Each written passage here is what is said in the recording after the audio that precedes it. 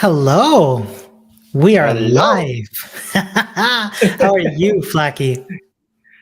Oh, a bit tired, a bit jet lagged, but all things considered, super hyped. How are you, Wonderful. Ramon? I'm good, thank you. I'm good. Since the last live stream, I've moved, so my background is different now.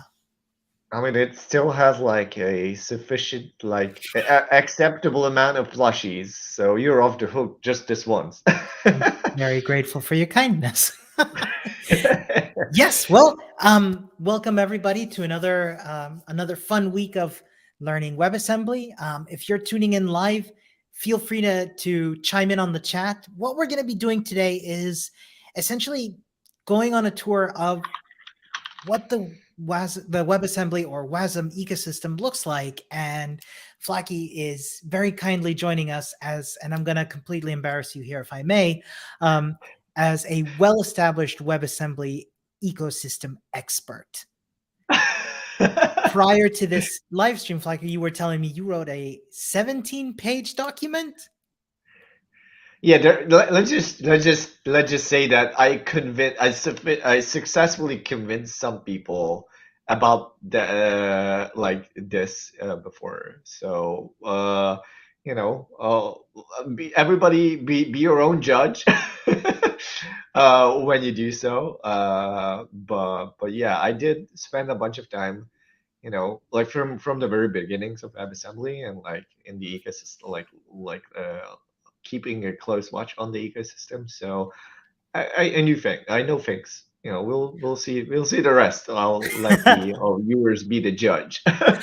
Well, actually, on that note, if I may, I'd love to ask you, Flaki, what's your maybe a bit of your history with WebAssembly and how you came to know about it, why it interested you? Yeah, I mean, good question. Like a very important like milestone in my time at Mozilla when I used to work with Mozilla's DevRel team was like I've been doing a lot of like exploring the web ecosystem, and especially the cutting edge part. So from service workers to progressive web apps to web VR. Uh, Partially from my personal interest, and partially like later on when I started working with Mozilla's DevRel team, like that also became less or equally job for me as a hobby. And I was always interested in all the standards that are developing, and I think I was pretty much there at the inception of WebAssembly as like this transformation from, like, we're going to talk later a bit about the history, but like from the Mhm. ASM.js to WebAssembly transition and like laying the groundwork. I mean, when I say I was there, I was at the DevRel team. I wasn't really involved with the standards until later. But like for a couple of years now, I've been following the standard as well, because it's not often that you get a chance to see, like, to watch such a interestingly, like, WebAssembly is historic for multiple reasons, like whether or not it'll make or break what the future of the web will be. Like, we can't really know or tell, but like it was definitely historic for multiple reasons. For example, like the browser collaboration on WebAssembly, and like just the amount of vendors like coming together and like the MVP like was just like exceptional. And so, like there's not a lot of times that people can be there when that happens. And it was really interesting to watch and like follow from there. So as somebody who has always been interested in standards, that was like that sold me. And Yeah, I started like kind of dig into it and like look more into it. And I just like became a fan. love it. Well, given that last week Laura and I had a bit of a, sort of like a first dive into WebAssembly, I'd Yeah. love to get your take on how you would not define per se, but sort of, yeah, where you would place WebAssembly and what it means to you, to sound a little philosophical. I mean, probably my favorite thing about WebAssembly is something that I just talked about. Is like how it kind of came from this huge collaboration like between browser vendors, but like that wasn't always there. Like the technologies that came before and like that like kind of the need that slowly emerged from WebAssembly, that was always, like building up throughout the years. Like you started way back like ASMJS, and like when Mozilla was trying to put like the Unreal Engine into a browser to let people compile their Unreal games for a browser, stuff like that. Hmm. And it was always like this, like people have been thinking about doing these things in the browser differently. Like Google had its own technology, Mozilla had its own like kind of ideas how to do this. Even before that, like people usually like often compare WebAssembly to like Flash and Java applets and stuff like that. And like even before there were people had like ideas, like opinions about how to put like these kind of like interactive and fancy, like high performance things into a web browser. Uh, and like I really like how throughout the history and evolution it just kind of culminated in like this WebAssembly that we know today. And like slowly like the browser vendors managed to convince each other. It's like, okay, now we tried this, we tried that, we learned something out of it, and like how about we put it together in something that we all care about. And like like instead of trying to compete and like try to implement competing technologies, kind of bring all these brains together, like the best compiler engineers and everything, and to kind of develop something. And as an aside, I seen this one more time happen ever since then. Like AV1, the movie, like video encoding technology is very Oh similar yeah. in that regard. Is that Netflix and like a lot of people, Google, have been thinking about video encoding, and they basically like brought all those ideas together in a single codec. Like it is super complex because it has a lot of stuff in there. And like WebAssembly, in comparison, is actually like launched as an MVP. It kind of took like a different route when they were like, okay, we're gonna create this minimum viable product. We're gonna lay the groundwork, and then I'm gonna leave all the contentious issues like for later. Like we're gonna need time to figure out. We're gonna need feedback from people who are gonna try the MVP to figure some of this stuff out. We want to do them, but we want to do them right. And so WebAssembly emerges as like this close collaboration of like the smartest people in like browser engineering. and and like I'm not sure where was this shift. Like initially at ASMJS and like all these previous technologies were like, we want to create this thing that will take code and like will run in the browser quickly, and Hmm. like focusing on the browser. But there was a shift in like the standardization. Like I don't know, like if like we really should talk to, like I really should ask some of the people who are there at the very beginning, at the primordial WebAssembly things, because like there seems to be have been a shift where they're like, they realize that this thing that we are working on, so WebAssembly is basically just a bytecode instruction set. That doesn't say a whole lot, but it's basically a way to encode like an execution, like machine code in a way, uh, in a way that is cross-platform and like independent from existing hardware. And like when we designed this like bytecode format, the goal was still, we want to do something that is easy and fast for browsers to execute, and then put it into a browser. But then like there was a shift some point when they were like, this thing is actually good. Maybe there is a chance we could use this for even like more generically, even more stuff, even more things, even maybe potentially even outside the browser. And so how WebAssembly today exists is like these very closely tied together but separate standards that define some of the semantics of how this works. And the very core of WebAssembly has nothing to do with browsers. There's like a ongoing, like running joke between WebAssembly people, how WebAssembly is neither web nor assembly. But like that's kind of the point, is like there's this core that doesn't have to do anything with browsers at all. There is like the like part of the standard that connects the browsers with APIs and the runtime, like that lets it do some stuff that, like core of WebAssembly couldn't do it.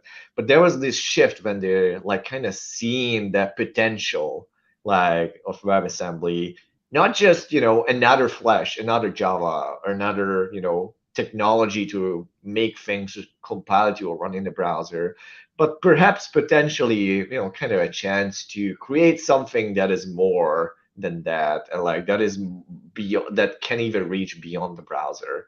And I mean, I think it's no surprise to anybody that both of these folks on the stream being on support told that we care a lot about that part in Yep. particular, when it's like not just the browser, but like more. But like I think that is the most exciting thing, like how like about like just history and like the inception of WebAssembly. And I really need to like actually ask somebody if that's true, or I'm just like imagining things. Yeah, it's funny you mentioned that, because when I initially learned about WebAssembly, when I was getting to know it, I spent a long time understanding slash assuming that it was a technology pretty much confined to the browser. Hmm. But and what if I'm understanding correctly? It may or may not have started that way, but now it's definitely much more than that. Yeah, the potential is still there, and Yeah. there is actually people, companies, both in the standardization process, both in the industry, who kind of taken up on that bid, or that potential, and they were like, okay, I guess you made this thing. Let's see how far we can stretch it, how far it goes. And like that was part of the reason why people like on the standardization committee didn't just like, like there is this saying in standardization that's called design by committee, right? And when big heads and big companies who have a lot of like influence create something and like bestow it on humanity, and it never gets used, right? It's like Right. just another thing that nobody cares about, because in the industry, and like there was a reason they were like, okay, so we're gonna lay the groundwork, and then we're gonna go like release this MVP so people can do things with it. And then kind of in a very like that is very webby, like in the like we're going to create this thing and let people do things, do experiment with it, and then bring those experiences back like as feedback to like kind of mold and like shape the future of like the standardization direction, like give people the tools that will make it easier for them to do things that they want to do, instead of like giving them whatever tools you imagine that they might need, may or may not need, and then figuring out too late, too little, like especially in the web this is problematic, right? When Yeah. if you release something on the web, it's never really gone, Yeah. and so you will have to live with it. Like backward, like the scepter of like backwards compatibility is definitely there. So that was definitely a reason why WebAssembly has been built in such a way to enable like this experimentation and foster this experimentation, and like kind of bring that experimentation back into how it evolves like further. Yeah. So, and you're gonna have to forgive my silly question, but so WebAssembly No question itself. is silly. You know this. You know this better than anyone. You Fair tell point. people this all the time. Fair point. Do as I say, not as I do, right? Yeah. Um, so WebAssembly is a standard upon which Yeah. other standards are built, have organically grown from. Yeah, like that's a really good point. So by virtue of wanting to build something that is built into the browser, you Yeah. cannot build something completely independent of the browser. So, as I said, there is a Right. core piece of the WebAssembly standard Like, by the way, there's like webassembly.org. If like folks open the Wait, web page, there's this. Yeah, yeah, you can just totally show it. I think I have it open here. No, I do not. Oh, sweet. Web.org. And I've actually got my screen sharing ready. All right. Let's make this a bit bigger. Yeah, And so right there let's head in into the toolbar, chat. there's a specs tab, which actually Yes. deals all the specs there is. And so you see the core specification is basically what I've been talking about. Like this one doesn't have to do with anything, basically. But but the core specification is really about, number pushing. There is a memory definition and there's like some semantics to the virtual machine, and like these are the some of the very baseline types that can be used in WebAssembly and stuff like that. But basically, it doesn't have to do with anything else.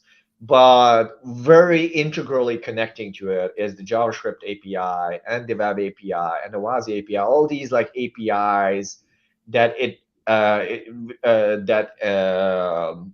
place it into embeddings.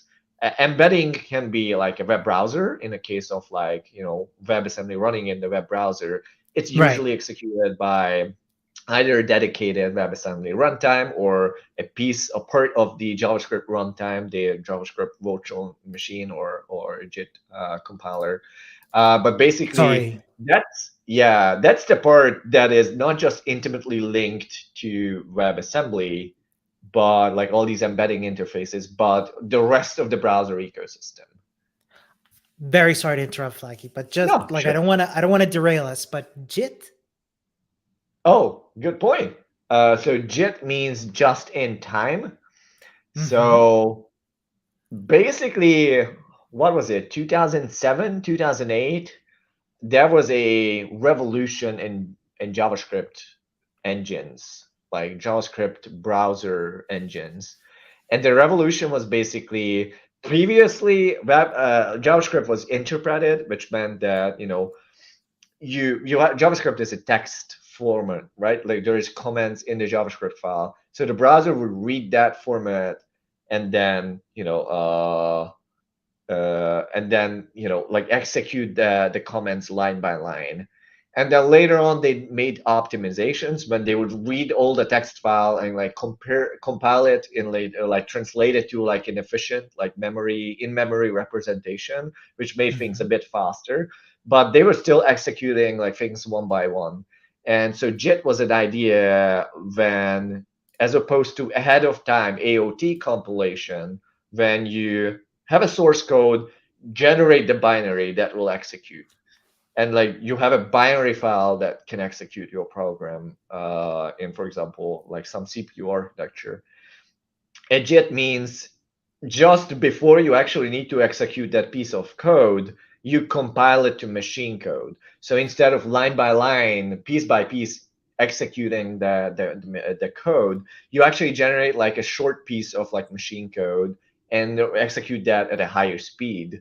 And especially like for loops and stuff where like you execute the same code over and over multiple times, this just like speeds off like how programs run, like just like skyrockets. So fast forward to 2022, is it?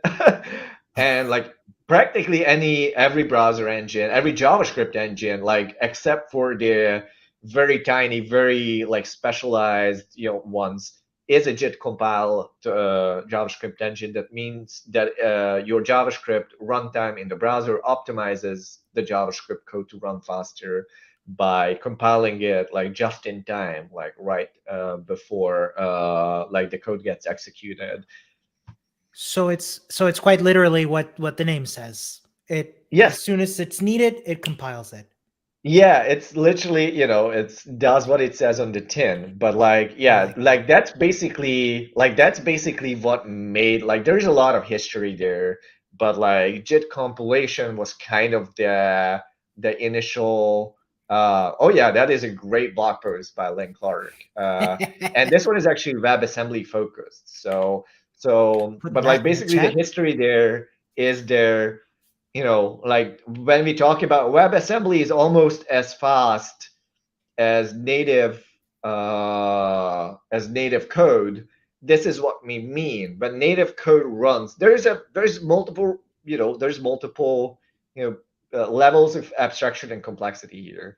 But partially, while native code is fast, is because it is compiled to machine code that runs ahead of time. So you have the binary that just executes on this architecture or processor of your computer. Why web stuff used to be slower, and a lot of the times much slower, was like there was a lot of reasons, but like garbage collection was one of the reasons.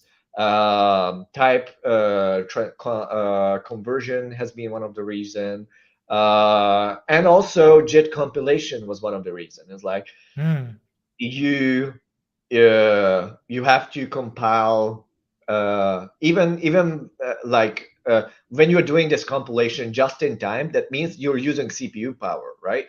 So to generate machine code from a text representation, your computer has to do work. And the more optimized, the more fast code you want to create, like the more work your computer has to be doing. Like again, there is like a lot of levels of complexity here. A lot of the WebAssembly engines today actually compile WebAssembly on the fly, and has a multiple level tier up system, which means that it will compile a very basic, very minimal optimized version of WebAssembly into machine code. So all of that is pretty much machine code. Like again, this happens just in time. Like as the WebAssembly code comes in over the wire, it's in its own virtual machine format. right. But like your browser engine, like basically takes all as it downloads your WebAssembly code and just converts it to the machine code that your actual platform is running. This is why WebAssembly is platform independent. So you can't deploy WebAssembly like already made for an architecture, because other architectures wouldn't be able to run that code. So it's basically this intermediate representation that gets translated on the fly to a machine's platform. But the really cool thing is like there is this very baseline, like they usually call it actually that, like the baseline compiler, which basically is like, get the job done dirty and quick, but like it's not super optimized, right? Like there's like a lot of optimization steps that take a lot of effort, so it's not optimized that well. but it is but it is at that point able to run on your computer architecture. And basically, the WebAssembly engine will take a page out of the book of like all the JavaScript engines before, Yeah. saying that the stuff that I need more, the stuff I need to run faster because it gets executed more often, for example. Like think about like things that, event handlers, or like things that get executed like in a loop, or like often like few callbacks. Yeah, your browser, like the WebAssembly engine, will like see that, and it will do a tier up, which means it will send that particular WebAssembly chunk of code. This could be like a single function within the web. It doesn't have to be the whole thing.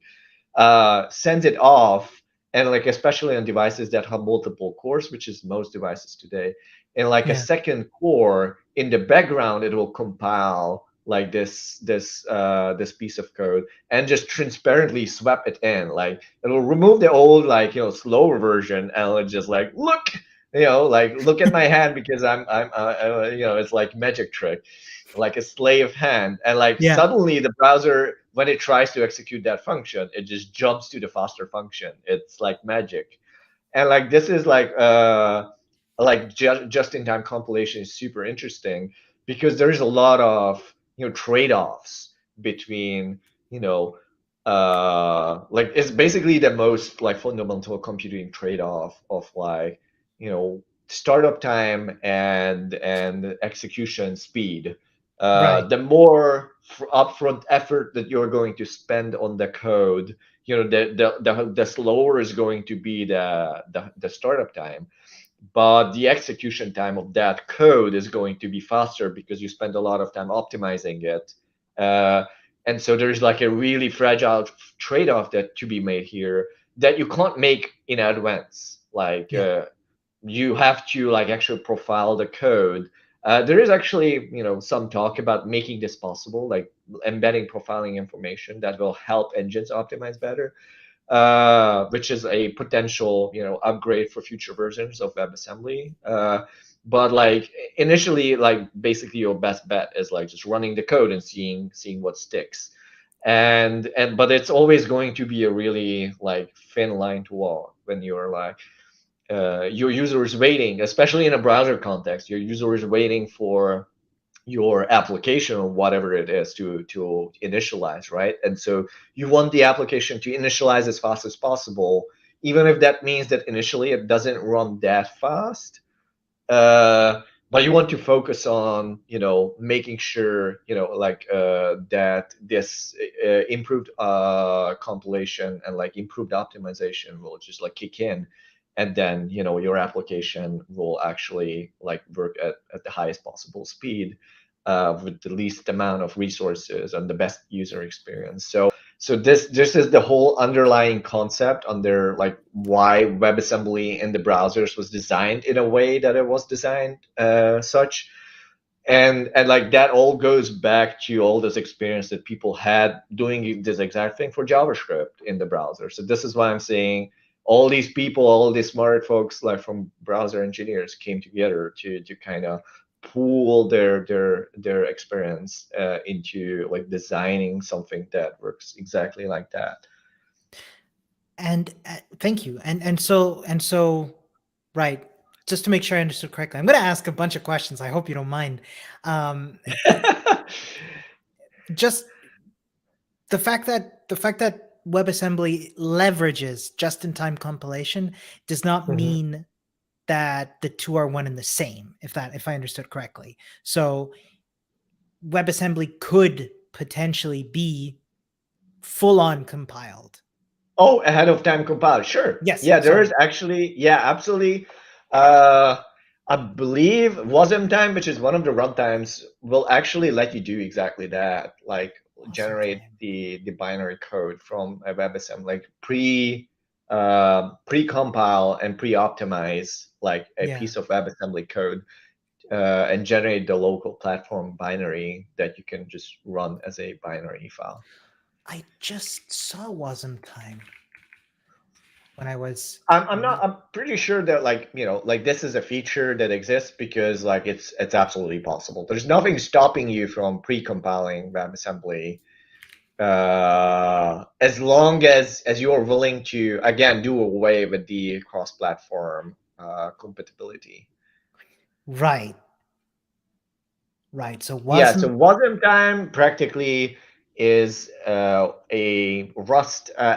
WebAssembly runtime that is initially created by Mozilla and now working on by the Bytecode Alliance, which is like basically like a interest group of the WebAssembly supporting companies and ecosystem.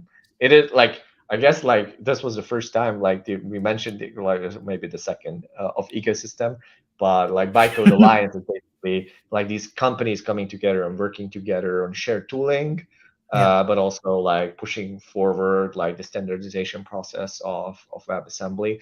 Like you don't have to be part of the WebAssembly, the Bytecode Alliance to be participating in that standardization process. So it's not a requirement. But a lot of those folks who are participating in like defining the WebAssembly standard and the future of the language are in fact working for Bytecode Alliance companies who are like Cool. very invested in the entire WebAssembly ecosystem. Cool. Okay, I've got a couple of questions from that as well. But to make sure I understood correctly, so Wasm time is potentially a target that I could install on my computer. It is a practically a compiler and a runtime, but like Right. basically it is an application that lets you execute WebAssembly files on your Right. computer. And so WebAssembly Wasm time is a runtime. Like that's basically WebAssembly runtime. It's like the concatenation of those. Yeah.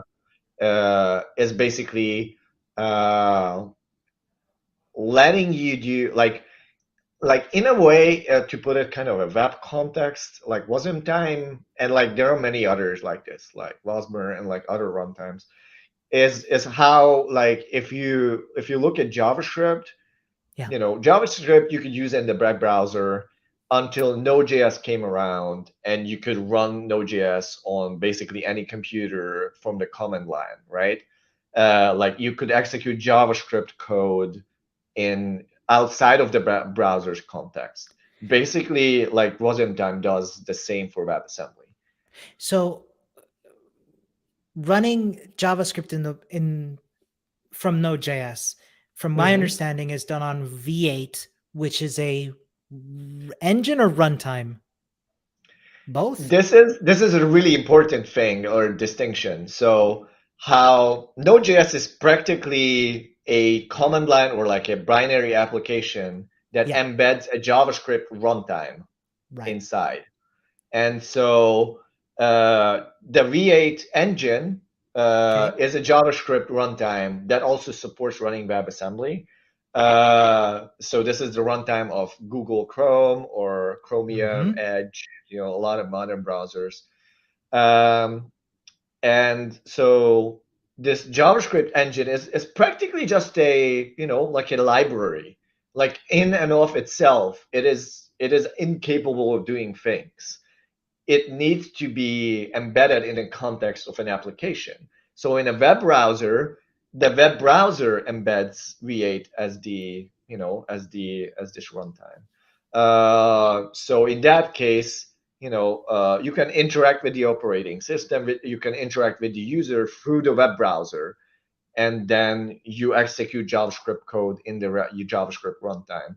In Node.js's case, this is also the case. Like JavaScript, Mm, it uses the V8 runtime to execute JavaScript, right. but it cannot, like V8 doesn't have things to interact with the operating system. There are libraries, practically libuv is this library that libuv makes like system calls, like file system integration and event integration possible. And V8 makes JavaScript, like running JavaScript possible. And Node.js basically provides a shell or like an application around these two libraries to be able to make them, make it possible for them to do useful work. Like Yeah. it builds around them. And so Wasm time itself is both the runtime that executes the WebAssembly. No, actually, wait. I believe it actually uses uh,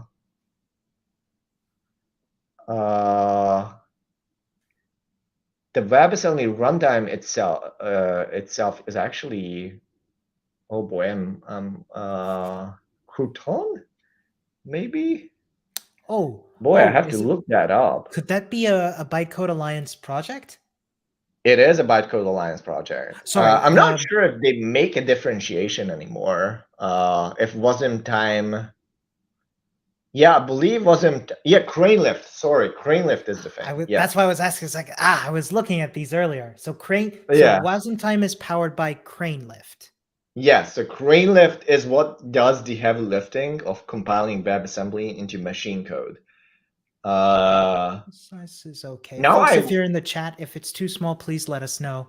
But I think this looks, yeah, I think this no, looks I'm fine. actually wondering if like the Crane Lift to Wasm time like parallel will actually stand for V8 versus Node.js. For an example of how to Uh, use Crane Lift to run WebAssembly code, see Wasm Time, which implements a standalone embeddable VM using Crane Lift. That sounds kind for of example, right. I think, yeah. So CraneLift is the code gen. Right. Code Uh, generator. so yeah, basically the code generator. So that translates WebAssembly into the machine code or the platform dependent code. Uh, like I couldn't tell you if it's like the one for one equivalent for V8 because V8 is like really a sprawling project. Yeah. So whether or not they are equivalent in this parallel, again, like somebody will have to correct me. uh, but like practically, like for like from a 10,000 foot view, they are Yeah. practically the same. So what Okay. Wasm time embeds crane lift and basically builds the shell around it. And so I also mentioned libuv, which is like the system interface, basically like providing a lot of system interfaces in Node.js. Wasm time practically has a very similar one to make it possible for WebAssembly. Again, as I mentioned, WebAssembly has only very limited functionality Right. to the core of the project. But like when you Which want is to where, do things sorry. like accessing file system, sorry, No, carry on, carry on. yeah, when you want to access the file system and stuff like that, you actually need to have like an application interface, a API Yeah. that lets you do that, and that's basically the WASI API, which Wasm time also implements to basically let you do these things in the operating system. You know, have network connections or access, like for example, like the current time, which is a system service on most platforms. Uh, like most WebAssembly is almost completely deterministic. Like core WebAssembly is almost completely deterministic, which like roughly translates to uh, you know given whatever input you give WebAssembly, Yeah. the output will always be the same. If Okay. depending on the inputs that you give to the WebAssembly, like the output will be the same. Like they also sometimes call this like it is without side effects. There's You're, some behavior that this is not true for, which is mostly I think it's pretty much limited to floating point behavior, where there is some undefined behavior which may like throw a wrench in this. This is particularly interesting because some engines which require full, like 100% deterministic behavior, yeah. for example, a lot of the blockchain engines and runtime, but a lot of like other projects who need this and use WebAssembly, they actually change like slightly the behavior or the execution semantics of WebAssembly. Uh, by making sure I believe like a lot of them just disable floating point like types or like just not use floating point types in the first place. But like that's basically like this is a point where like there's a very slight undefined behavior. But like if you think about it, uh if you can access the system time from a WebAssembly binary, that changes things, right? Like you can Right. feed the same input into the binary that prints out the time, and it is going to print out a different time every time because it depends on an outside factor. And so this is what means like it becomes undeterministic, like the execution Right. becomes undeterministic. So a lot of this stuff is implemented, like a lot of this undeterministic things are implemented by WASI, which is like as you've been scrolling through it, like file system access, system APIs, file File handlers. descriptors. Cool. That Yeah, sounded very network. very Unixy. Oh yeah, it is. Practically, it is modeled after the POSIX like implementation or like POSIX standard, which Mm-hmm. basically defines like the standard API of like all Unix systems that conform Gotcha. to POSIX like have to implement. So a lot of that exists here, primarily because like a lot of the code that you would be compiling to WebAssembly might be coming from something like a Unixy like source. So it's easier to port code to WebAssembly if the same things exist in WebAssembly as they exist in like existing systems, existing hardware. Gotcha. So WASI then is a standard built on top of WebAssembly, which then Mhm. Wasm Time implements. Yes. Yeah. Awesome. Glad I'm understanding Yeah, that. wasn't time is yeah, like all basically all WebAssembly runtimes are implementations of one or multiple of the WebAssembly standards. And they Gotcha. might actually add their own things like on top, or like, they might not be depending on their compliance and depending on their own like primary needs. Like especially the early days, Wazi wasn't around until I have no idea when it came around, like 2017, 20, I don't know, like, Wow. but basically like WebAssembly, like the core specification and the MVP was announced, and Wazi only came about like a bit later, as So it's like a fairly separate. recent. I mean, everything is fairly recent. If you look at like WebAssembly being like what 6 years old, Yeah. it's practically a baby. But like Wazi is even more of a Yeah. baby. Um, but like that means that not.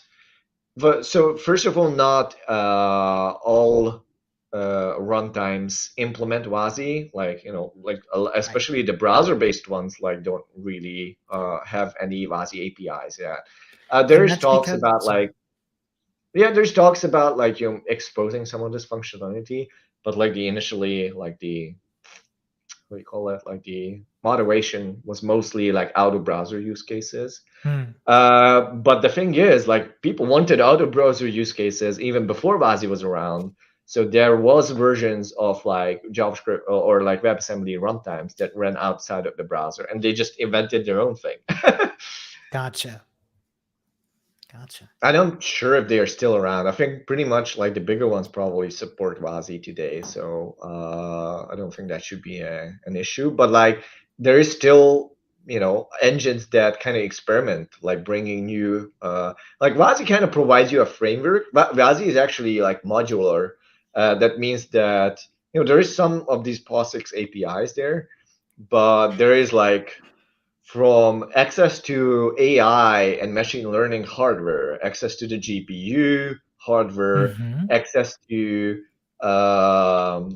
like I don't know, like just like even more abstract like system access. Like for example, how do you access when your WebAssembly project is running in a web server use case or scenario, how do you access the metadata and the environment relating to like for example an incoming request? So there is a Wagi proposal that is like an extension, like a WebAssembly gateway interface.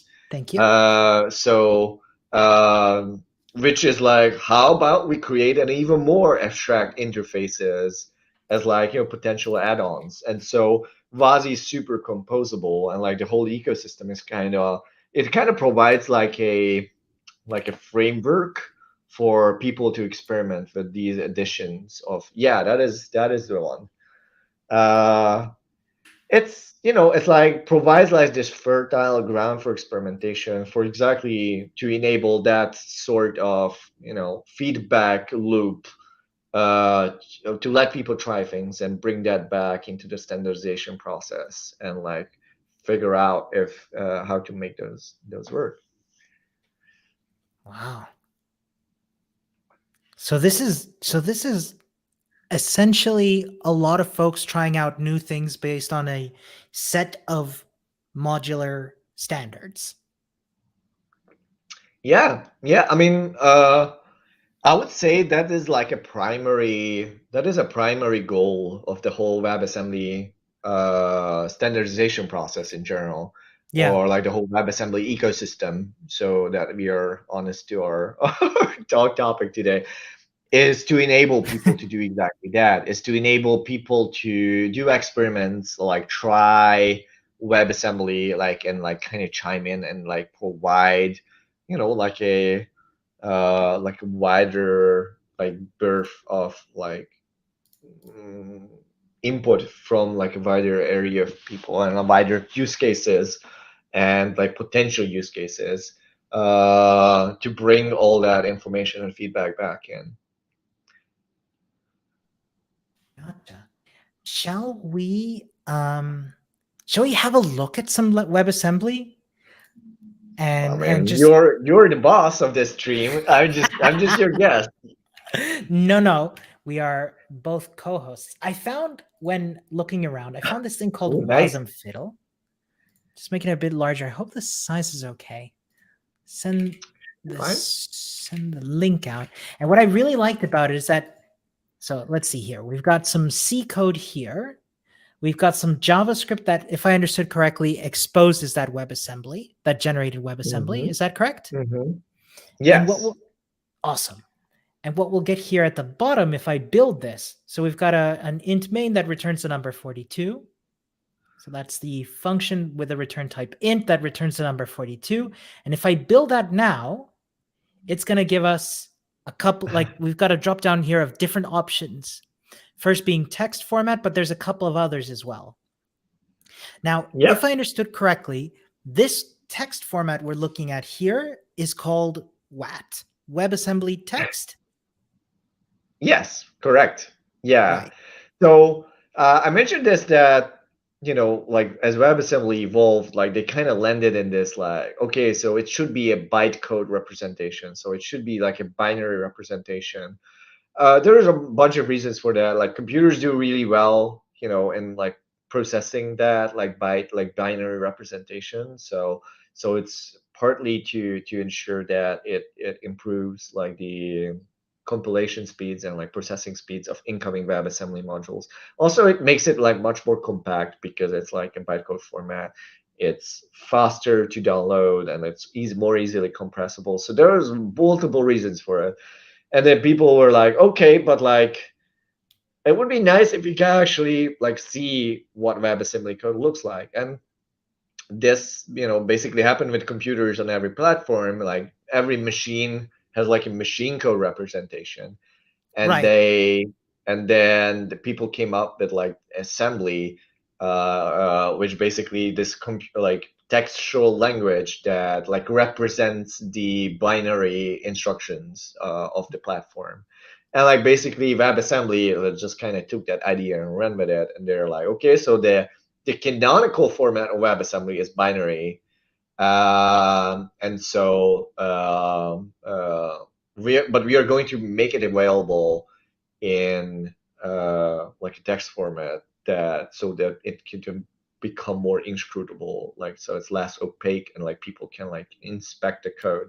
It's actually pretty readable in this I was format. just going to So say, yeah. yeah. Like So I can, there's sorry. just like a bunch of like primary definitions, and the like just the memory and the tables. Table is a very WebAssembly specific thing. But basically after that, we just basically say make available the memory that we just created, this linear chunk of memory to the like the outside world. So basically our JavaScript runtime will be able to access that memory and also make available the main function to the to the external runtime, and then it just basically goes on and defines this main function that will result in that will return an integer. Like the result type of the function is going to be an integer, and then it just practically like what happens is just it like returns that value. So WebAssembly is a stack machine. So under the hood, it's like pushing things onto a stack, and like the last thing on the stack is going to get returned. So if somebody looks into like how WebAssembly works, that's what in actuality happens. But basically, this means that we define a constant in the function body that is just like 42, and it just gets returned to the calling function. So it is pretty readable, I would say. I'm so impressed that I can read it, and like a lot of this is reminding me of Rust as well, like the I32. So that's a 32-bit signed integer. Yes, correct. Like WebAssembly has integers and floats, and both have sign. No, floats. I don't think floats have unsigned. Integers definitely have signed and unsigned types. And Um, the and fact yeah, that, this one is the sorry, signed.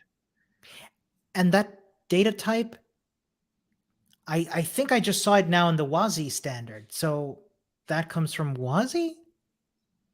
No, so I32 is a bit like one of the default like data types. Like there is a Oh, okay. couple, there's not many, but WASI builds on these data types. And Right. so again, like this is what I meant by building. There are still additions to the core specification. There are still things being added, like opaque, like the references proposal is one such thing, that like new types are being added to WebAssembly, or for um yeah, so like types are getting like being added to the language all the time. But like basically everything else, like all the other like standards are basically building, like, and only building on these like foundations. And so this foundations, the core specification, has to be like flexible enough to support all these like fancy additions that people have like dreamed of. And when they do not, like, there's like a lot of like effort and work going into like trying to figure out, okay, what type or like what other like fundamental thing that we need to add to Hmm. make that happen, and like what do we need to make that a thing. Gotcha. Gotcha. Okay. So, and that's one representation. The other one are binary representations, if I understood Yep. correctly. I mean, that's basically just A bytes. byte array. I know byte arrays. Oh, cool. Imports template. Okay, that's empty because we're not actually importing anything here. I think that might actually be a bug. Oh, really? I mean, I think that wasn't imports. I think that should actually show your main function as like an export, but I maybe, see. yeah, like could be.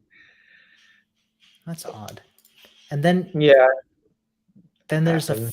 Firefox binary. Yeah, so oh And this yeah, looks so I more know. like assembly. Like the assembly So that I remember from this school. is assembly. This is absolutely assembly. So what happens here is Wasm Fiddle has like a backend component that basically generates the binary instructions that you need to create, that the runtime creates when it loads this WebAssembly file to be able to execute. This is the just-in-time code that is emitted by Firefox. And like you actually see it, so you now see the baseline, and there's also an x86. So the x86 like non-baseline, I don't know what was the name of that one. That's actually the optimized code, and the baseline is the one that I just talked about. And so you can see the Got it. difference between the two, because basically Oh, like you didn't do anything, you just like returned a constant. This should be exactly this big. Like I mean, I'm not an expert in WebAssembly, or like in assembly or x86 assembly, but that's practically what's happening here. uh we I'm got a not sure question what from. stop means here. I think that's like an instruction pointer being like oh no, that might be a stack or maybe an instruction pointer. But move EAX 0x2a is practically basically just like move this 0x2a, which is 42, It is like this 42. I was. constant into one of the registers, and by returning it will just return like the value from that register. So it should be this simple, but because of how WebAssembly is generated, the baseline compiler cannot, it's just like very straightforward. And so what I expect, like again, I'm not an expert in like, how Firefox compiler handles things. Also, I think our faces are in the way a bit, but like, Oh yeah, hold up. yeah, Also, before I forget, I got a question. We got a question here from Laura saying, "Is it just me, or does this function declaration look just like C++?" And it does, doesn't it? Like I haven't done a lot of C++ myself, but it from what I understand, it's you're declaring your signature, so you've got your return type, function name parameters, and then I mean, my guess is that this will pass for both for C and C++. oh really? Yeah, but like, yeah, I Yeah, think like it's C++ got the would, like, you could do more fancy stuff, but I think this will just pass for C and C++ both. So I will hide Yeah, our and faces for just a and then the moment. code. Yeah, it's just basically. I think it's practically just doing a bunch of uh like housekeeping, like bounce checks, and uh like a bunch of things, like moving things around. So because it's like translating like the original WebAssembly code like quite literally without optimizations, it ends up a bit wordier. Interesting. Yeah. Oh, Interesting.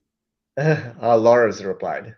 Oh, it's super helpful to see the assembly code generated, but probably only because I also took an assembly course way back in the day. That's super cool. But I Yeah. No. mean, like there is some truth to WebAssembly being kind of a webby assembly.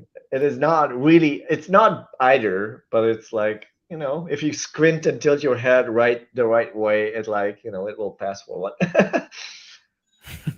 I hadn't seen the tiny C in the corner, just the JS in the middle. Yeah, Yeah. it's a bit like it's a bit hidden up here. But yeah, cool. Um, I also, how are you for time, Flaky? Can I keep you on for just a bit longer? I mean, sure. We should Yeah, probably talk a bit more about the ecosystem. I would love that. Yeah. As much as I love to talk about, like, the sort of the background of the ecosystem, let's look at the ecosystem itself as well. And I'd love to highlight this this document that you made. Um, this what do we call it? Visualization of the Yeah. WebAssembly ecosystem, which Yeah. is quite expansive. I have to say, like, when I saw this, I was quite intimidated. I was like, my goodness, because I'm just going to scroll down briefly, if I may, and just like you can see the different, correct me if I'm wrong, contexts and the uses of and the specific context in which WebAssembly is applied. Yeah, if you scroll up like in the headers, you can say basically like, yeah, basically the context, and like there's like the columns basically represent like closer to the server side, and like somewhere in between the server and the client. So like you can see edge compute on one side and web browsers on the other side, and then all the way to the further end of to the client, which is like code running on the machine itself instead of inside of a browser, right? It's like Yeah. native code. And like on the vertical axis, it's basically denoted by colors. It's like various like stages or eras of like WebAssembly's like Oh. evolution. Like basically the very early times to like the very early times limited to, oh, we just want to do like run things fast in the browser. And then people are like, oh, but like WebAssembly can do other stuff, and like cloud applications are coming up, and like people are they're like writing like handwritten libraries or like specifically WebAssembly like focus libraries for the browser. And then later on these libraries are making a comeback when it's basically people are like, oh wow, like we have these small components that we can like build up like our ecosystem and like stuff up from. So yeah, it's probably, given the speed of the WebAssembly ecosystem's evolution, it's probably already outdated. But may I say, Flaky, this is breathtaking because you've done such a good job at showing, the expansive nature of the applications of WebAssembly, but at the same time, the speed at which it has evolved over time. For Yeah, there example, are some highlights also when you can see is like when it's like one particular use case that or like a theme that you can say is like, early on like there was like these attempts of like emulation of like just yeah, like that I make remember. Windows run in the web browser or something. And then these like emerging themes of like code reuse, when your people are like trying to like reuse like some existing code bases and like create new code bases for like reuse code bases in like a new context of WebAssembly. And containerization is a big one. It's like Yeah. figuring out like using WebAssembly for its like sandboxing capabilities, and like how that, like instead of like focusing on just the speed or like all the other like kind of ideas that like WebAssembly has, like that is when people really started to discover that this WebAssembly sandboxing just helps a lot when you trying to create something. That I was reading the other day uh, about how containerizing things, and it's like securing containers on the cloud. So like a Docker container Hmm. uh, like runs practically a full operating system. And like even when you take away as much of the operating system as possible, you still have the full kernel that your container still is has access to. And like securing that is kind of like backwards, because you're like you have this all powerful Linux kernel, and then you're trying to like deny access to parts of that, like instead of going the other way and like saying you have a thing that has access to nothing, and then explicitly have to Yep. define what things it gets access to. And so that's kind of why WebAssembly had this like appeal in this containerization space, because people are like, I guess this sandbox thing is useful when you have to do something like that. And people have been experimenting a lot with that. A lot of the other, I mean, that was just part of the like this park, but like WebAssembly's other properties of like platform independence and Yep. speed of execution, like, and small binaries, all of that like contributed to this becoming like a viable idea, and not just like somebody came up with this idea and like played around with it on their machine. And this is where that concept of edge computing comes in, right? Where you can have these, and I learned this through this graphic, functions as a service. Is that Yeah, I mean, like you basically see like all these like arrows pointing, like everything is pushing towards the edge and pushing closer to the client. yeah. Like that is kind of like taking this idea like from that top, like basically the crosslet and WebAssembly gateway interface, like from the top left of the graphics, like to the bottom right of this block. Oh Not the yeah. whole graphic, just this like containerization block. It's basically an evolution where people kind of took this idea, like tried some experimenting, and then tried to take it to its limits. And like Yeah. that's when edge computing comes in, is when you are absolutely relying on WebAssembly being fast, WebAssembly being easy, like quick to initialize, and memory efficient and secure. All of those things like kind of come together in being able to run like multiple tens of thousands of like individual processes, because these are practically processes, like these are not actually processes from an operating system kind of viewpoint. Virtual processes? But they're like efficient processes running at high speed, being instantiated like on demand, doing useful work, like sending some response, like for edge compute, like this is, some incoming request is answered, and then you're being torn down uh, like as a matter of microseconds, not even milliseconds, but microseconds. And like, like all of WebAssembly's like properties are being put to the test and like taken to their absolute limit through like tooling and like, like squeezing every bit of performance like out of the potential and that WebAssembly has to make this happen and make this not just happen, but like the best possible way, or one of the best possible ways to solve these problems today.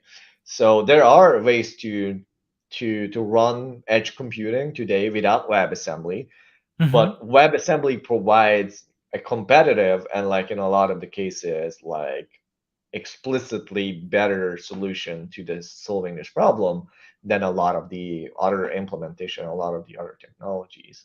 Again, given there's a lot of restraints and there's a lot of business requirements and whatnot. So for some of those, WebAssembly may be the ideal. It's not the fastest. It's not Yeah.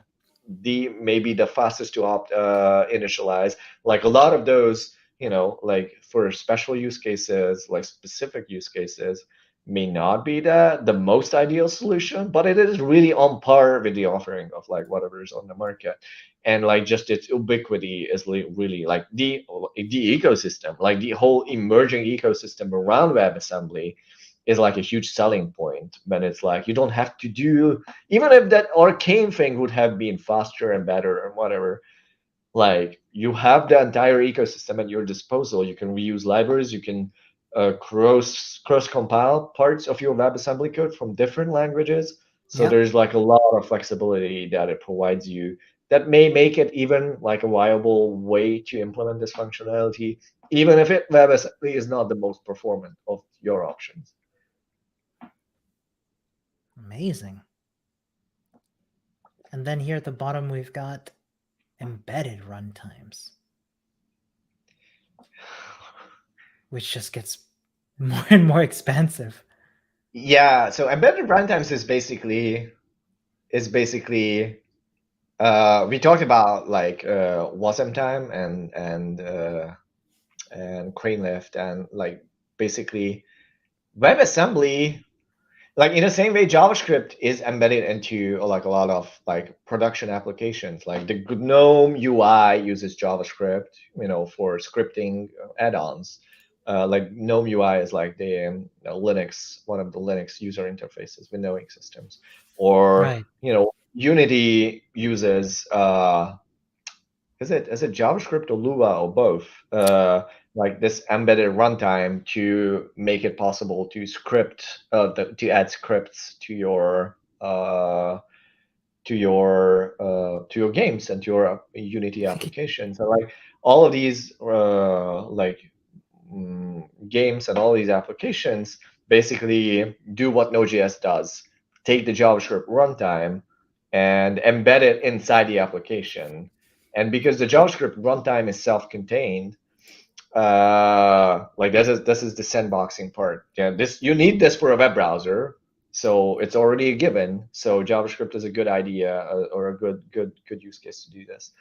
And a lot of people know how to code JavaScript. So basically, people just took Right. a JavaScript engine, embedded it into their application, and like provided that as like a way to extend the application itself, or like for some internal scripting or something like that. And so you can do the same thing with WebAssembly. You can just use it as a library that provides, which is practically what we do at Suborbital. Like this is literally the use case that Suborbital is built on. Is like we use a Yep. WebAssembly runtime and provide hooks, so you can build your own like integrations and scripts that use WebAssembly to run, but operate on the server side, or like a server side a cloud infrastructure. And like there's so many ways you can do this. Like there's so Yep. many reasons you would want to do this. And so from the browser to the server, from in-browser things to like blockchain stuff to like actually running like client code in your own infrastructure. There is so like each of these is probably like I could talk about like for half an hour at least. Like there's so cool use cases. I just see one here that I recognize because it's from a tool that I use on a daily basis, which is the Zelich plugins. Um, I and Zelich is was a yeah. Sorry, No, I was gonna wonder. I was wondering if you're gonna notice it. Yeah, I no, you I go for it. did, I did. If in case you're not aware, folks, Zelich is a terminal windowing and terminal management application.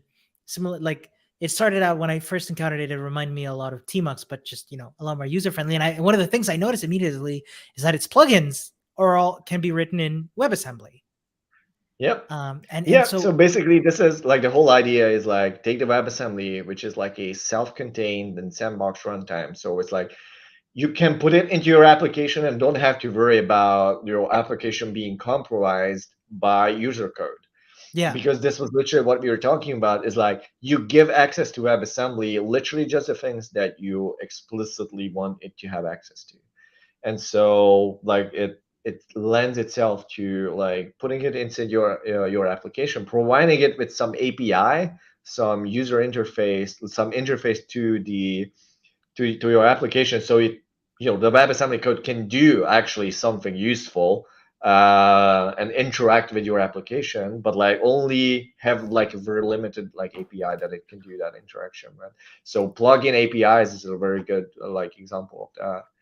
And And by then just having like this, let people like generate like a lot of the times you still have to support like languages. Like it's not trivial to support practically any language, but then potentially any people can use any language that can compile to WebAssembly to create like plugins in this case, or like WebAssembly modules that run inside your application safely and securely, and like can interact with your application through this like API. and by the nature of WebAssembly having this security by default ability, that's how you bypass any security concerns. Is that right? Yes. Yes. Yeah, so Gotcha. basically this is the like WebAssembly runtime guarantees that you actually uh, don't have to worry, as long as you're correctly implementing the interfaces to the runtime itself, like and putting it inside your application, you don't have to worry about your application being compromised through on basically untrusted code WebAssembly that runs inside the runtime. So much so that actual applications have started, like Firefox sandboxing in this case actually refers to a thing when Firefox was like, we are using a lot of outside libraries in Firefox. And a lot of the times, this is a security risk because, like supply chain attacks. So basically, somebody Yep. modifies the library and then you pull it into like Firefox, which is used by 200 million people on the planet. And then, it compromises their system. Or even unintentionally, like uh, the library breaks, crashes, and it crashes the browser. And so Firefox was like, wait, we can actually compile the plugins, some of these plugins, into WebAssembly and run them in a WebAssembly sandbox. And like, while we do lose, some performance, some this, some that, like, it's still better because the plugin cannot bring down the entire system. Yeah. We could run the plugin in like its separate process, but like it would still compromise. It could still compromise the system practically. Plus, it would also like require more resources to run, especially if we're going to do this with a lot more libraries. Yeah. Running all of them in their own processes is going to take up system resources, and so it's not necessarily scalable. And so they're like, we already have a JavaScript runtime, we already have a WebAssembly runtime in there, like we could just use it. And so that's exactly what they do. And like they use these sandboxing guarantees to make sure that third party code, not user provided code, but still somewhat untrusted code, cannot like act maliciously inside your shipping product. A lot more companies have been like discovering this use case and using WebAssembly for this particular use case alone. Thank you. I have to say, thank you so much for this, Flaki. This has been so interesting. And I know that I know it's very late for you. So I'm very grateful that you're taking this time to give me a tour. I promise not to keep you much longer. Um, so out of this, out of out of these embedded, like would it be fair to say that out of these embedded runtime, oh, let me just take up our faces so that we can show the whole end here. This is where these ecosystems sort of evolve into becoming essentially even more modular in use and application. Is that correct? I mean, all you're seeing here is basically the past, right? Like Yeah. all these have been things that has already been published and being kind of fed back into how WebAssembly is today. But like all of this actually exists in like an ecosystem, like like in an like embedded in this whole WebAssembly ecosystem, and so influence each other. All these all these efforts and approaches influence each other, and they also generate code, like whether they're by rewriting and changing existing libraries to work better in WebAssembly, or writing completely new ones to work better in WebAssembly, or by providing to like better WebAssembly support to existing languages like Go or Rust or like a bunch of other languages. And so that through this like cross-pollination of ideas and like emergent evolution, like these ecosystem effects basically produce things that are reused by other experiments and other people. Like all these like know-how and knowledge and open source code gets channeled back into like the existing WebAssembly ecosystem, and people try new things and like people reuse. There was like there was this browser-based editor that is called Squoosh. Basically they started working on like making like image resizing and image compression algorithms work better, like existing code work better in WebAssembly. And like through that work they produce these like tiny libraries that work really well with WebAssembly. And so people who are building, for example, web services can just reuse that precise library now to create an image resizing on demand service Mm. uh, on like an edge compute service or something like that. So all these libraries that are being produced are being fed back into the ecosystem and are enabling newer and newer use cases. And that is kind of uh, like empowering like the whole ecosystem by like leading towards this tool set, this like code and this know-how that exists, that is like fueling this ecosystem and like fueling more and more experimentation and more cool ideas that wouldn't be possible, have not been possible before those things existed. Wow. I really appreciate this. This is really exciting. I gotta ask. So you said that a lot of this is in the past. Like final question before we wrap up for today. We talked a lot about the past, and I don't want to put you in a position to sort of predict the future, but how do you see it? What do you think about where this? How do you see this continuing to go? How do you see the ecosystem continuing to evolve? You will have to put on the what is that, the orb meme. The orb meme? The pondering my orb. Oh yes, yeah, yeah, yeah. I mean, you don't have to have a magical crystal orb to see some of the upcoming things, because there's a lot of things. There's a lot of things uh,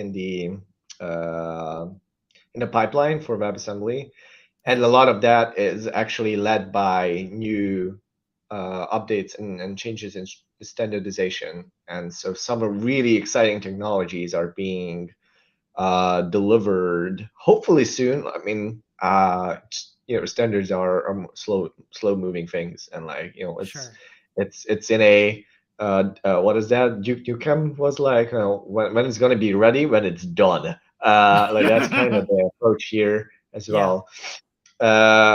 But like some of the current work that involves, like for example, access to garbage collection, or um, access to garbage collection, or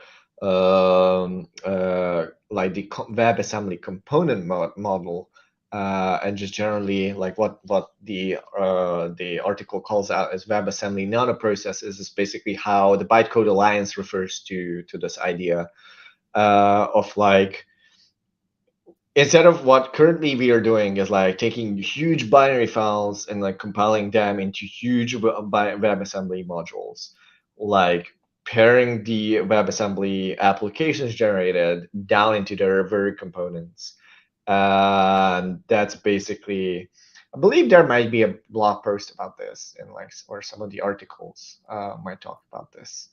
Uh, but practically the idea is here is to um, enable applications to be composed of small WebAssembly modules instead of, yeah, that might be the Bytecode Alliance 1 year update. Or at least it's going to refer or reference it. Yeah, From there is 2020, progress is on the that? nanoprocess model. Ah, Yeah, put yeah, and Flaki it as links well. to it. Yeah, there you go. But yeah, so the Bytecode Alliance multiple times, have like posted and like about this vision of the nanoprocess model, which means like basically instead of having huge, it's like the monolith model versus the microservices model. Like you can imagine it Right. like that. It's basically breaking down like huge, like a huge C++ application, uh, that is multiple megabytes or multiple 100 megabytes, Yeah. and is a single application, a WebAssembly application, and just say building it from components that interact together. I mean, people familiar with suborbital knows that this is the bread and butter of suborbital as well. Yeah. But like the idea is really nothing new. Like the idea existed, like, and has been invented and reinvented multiple times, but like the ability to be able to do so has profound like opportunities and consequences for the future, because in this case, and this is what the image shows here This one in here, the right? doc. Yeah, like that image itself is taken from one of Link Clark's articles on this on the explanation of the WebAssembly nanoprocesses model, uh, which is practically uh, the modules can be built in any WebAssembly Okay. supporting language. Like they don't have to be built in the same programming language. They can cooperate with each other.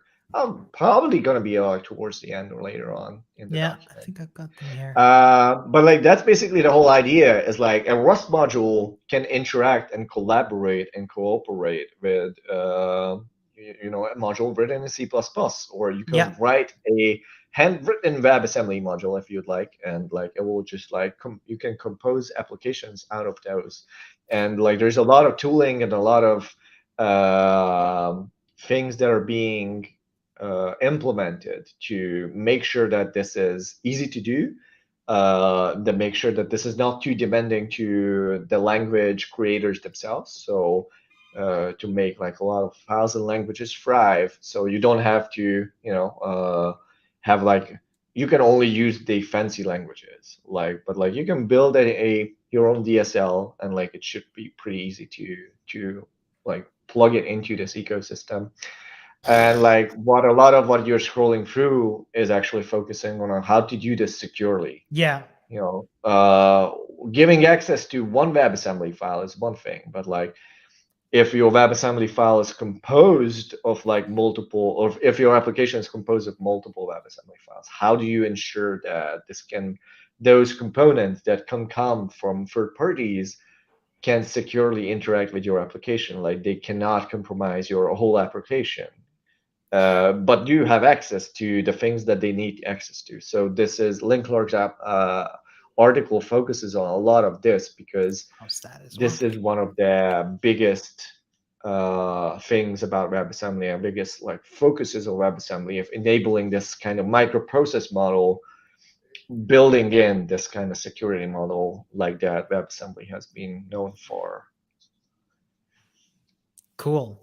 Flaki, thank So you so yeah, there's a much. lot coming in that, and so I think people should keep an eye on like those announcements of like the like component model, and like some of those like uh, new API, new specifications, and their implementations going into like previews, because that's going to be a huge change and like a transformative change to the whole ecosystem. Amazing. Thank you so much, Flaki. This is super fascinating, and I'm glad that we had a chance to, you know, to showcase what that ecosystem looks like, where it came from, and where it's going. Oh Um, yeah. I'm gonna let you go because I know it's late there, and I want to let you get some rest. But before we wrap up, I would just love to share one cool application that you showed me of WebAssembly that I think is going to bring a smile to some of the folks here.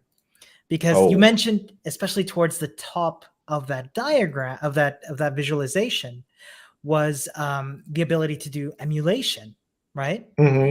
And so one thing I'd love to show here, if y'all don't mind, let me see if I can get my announcing a crash course. Sorry, I have too many tabs.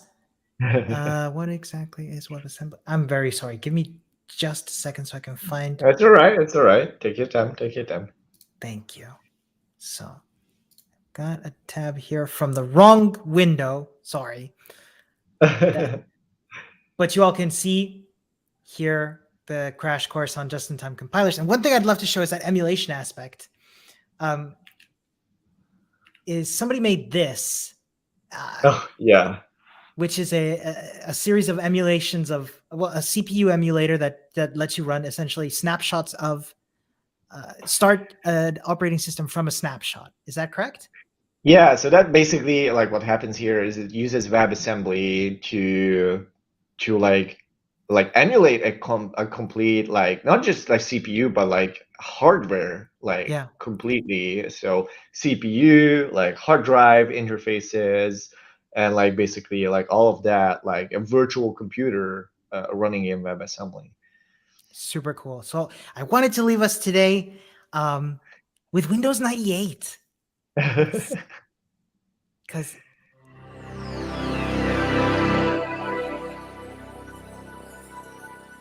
that is so Oh boy. satisfying. Oh boy. And essentially, we're I running. wonder if we have viewers who have never heard that sound before. I mean, it's likely. And essentially, we are running what is as good as Windows 98 right here in the browser, which is incredible. Yeah. Let's can go to the games and start up Minesweeper, one of my favorites. And there it is. That's amazing. Okay, I will let everybody go. I just want to say again, thank you so much for joining us today. Thank you so much, Flaki, for being here. This was a ton of fun. And yeah, I'll see you all next time. And thank you once again. Thank you. Thank you for inviting me. Sure thing. Take care, everybody. Bye now. Bye bye.